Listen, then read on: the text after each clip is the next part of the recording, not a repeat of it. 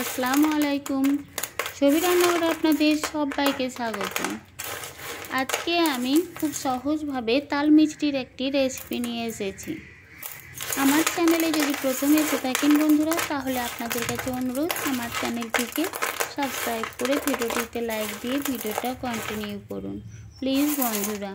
পুরনো বন্ধুদের অনেক অনেক ধন্যবাদ আমার সাথে থাকার জন্য। খুব সহজভাবে এই তাল মিষ্টিটা বানিয়েছি বন্ধুরা, দেখতেই পাচ্ছেন কত সুন্দরভাবে হয়েছে। এই রেসিপিটা বানানোর জন্য আমি এখানে একটা তাল নিয়েছি। পুরো একটা তাল লাগবে না, এটা একটা বড় সাইজের তাল। আমি তালের এই আঁশগুলো ফেলে দেব। এখানে তালের 3টে আঁটি আছে বন্ধুরা, আর তালের পুরো আঁশটাই আমি পরিষ্কার করে নেব। প্রথমে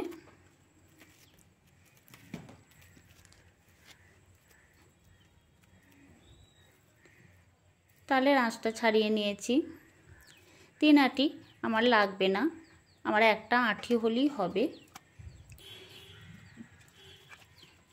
এই তালটায় অনেক রস আছে, অল্প একটু জল দিয়ে এইভাবে এই তালের আঁটিটা আমি হাতে করে এইভাবে চটকে নেব, তাহলে তালের রসটা বেরিয়ে আসবে। তালের আঁটিটা আমি সরিয়ে রেখেছি, আমার এতটা তালের রস বেরিয়ে গেছে, সব রসটা লাগবে না। আমি বাটির মধ্যে কিছুটা নিয়েছি, আর অল্প কিছু জল দিয়ে আমি তালের রসটা আরও একটু পাতলা করে নেব। আরও একটু জল দিয়ে পাতলা করে নিয়েছি বন্ধুরা।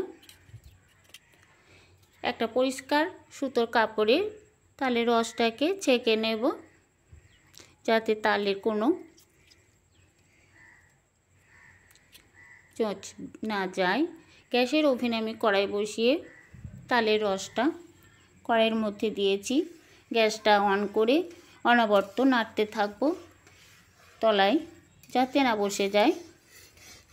তালের রসটা আমার ফুটে উঠেছে বন্ধুরা, এভাবে অনবরত নেড়েছি, আর দেখুন কতটা পাতলা নিয়েছি তালের রস। এখন আমি এখানে 200 গ্রাম গুড়ের বাতাসা নিয়েছি। গুড়ের বাতাসা সব দোকানেই পাওয়া যায় বন্ধুরা। গুড়ের বাতাসা ওই তালের রসের মধ্যে দিয়ে কিছুক্ষণ নাড়ব, তাহলে তালের রসের মধ্যে গুড়ের বাতাসাটা নরম হয়ে মিশে যাবে।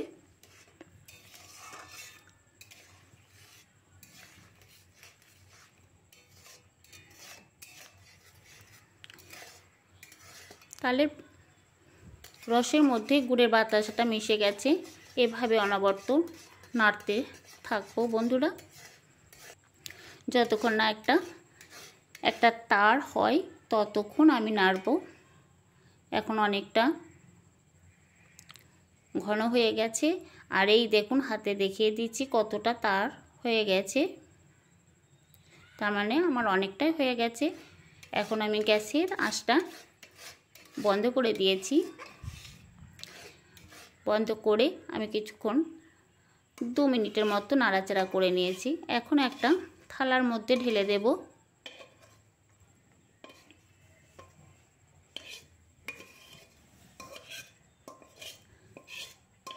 আমি একটা থালার মধ্যে ঢেলে দিয়েছি।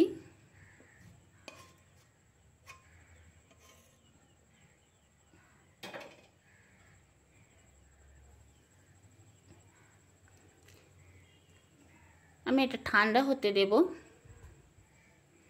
এটা কতটা ঘন হয়েছে দেখেই বোঝা যাচ্ছে। এটা আমি ঠান্ডা হতে দিচ্ছি। কিছুক্ষণ ঠান্ডা হয়ে যাওয়ার পর, পুরোপুরি ঠান্ডা হয় নাই বন্ধুরা, হালকা ঠান্ডার পর আমি একটা চামচের সাহায্যে এইভাবে একবার নাড়াচাড়া করে দেব, তাহলে তাড়াতাড়ি রসটা শুকিয়ে মিষ্টির মানে শক্ত যে দানা দানা হয় সেই দানাটা আসবে। এটা অবশ্যই একবার নাড়াচাড়া করে দিতে হবে। দেখুন বন্ধুরা, আমার এটা 3-4 ঘন্টা রেখে দিয়েছিলাম, এমনি বাইরেই রেখেছিলাম। এটা সেট হয়ে গেছে, উল্টে দিলেও পড়বে না, একেবারেই শক্ত হয়ে গেছে। যখন থালা থেকে তুলব তখন কিন্তু এতটা লাল থাকবে না।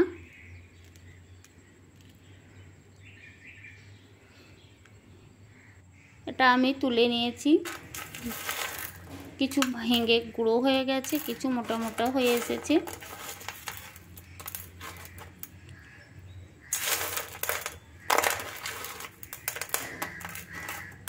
এই দেখুন বন্ধুরা কত সুন্দর হয়েছে। এটা যখন এক কাছে করা যাবে তখনই বোঝা যাচ্ছে যে লালটাই আছে কালারটা। আমার এই রেসিপি কেমন লেগেছে অবশ্যই কমেন্ট করে জানাবেন। ভালো লাগলে লাইক কমেন্ট শেয়ার করবেন। চ্যানেলটা সাবস্ক্রাইব করে আমার পাশেই থেকে যাবেন। আবার দেখা হবে পরের ভিডিওতে। আল্লাহ হাফেজ।